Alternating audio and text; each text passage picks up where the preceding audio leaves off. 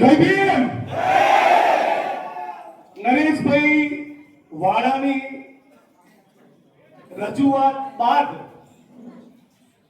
આ કાફલો કલેક્ટર કચેરી નહીં અમરેલી એસપી ની કચેરીએ લઈને જવું જોઈએ.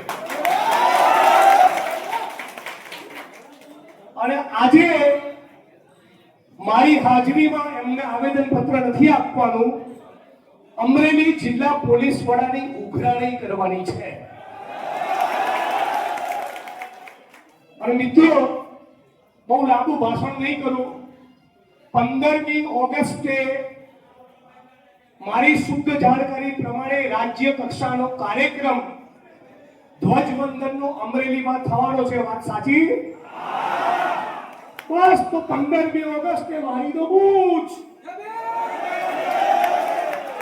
આપણે કાયદા અને બંધારણની મર્યાદામાં રહીને ગુજરાતના મુખ્યમંત્રીને બધા માણસોએ પૂછવા જવાનું છે કે બંધારણમાં માનવાનું તમારી સરકારે બંધ કરી દીધું.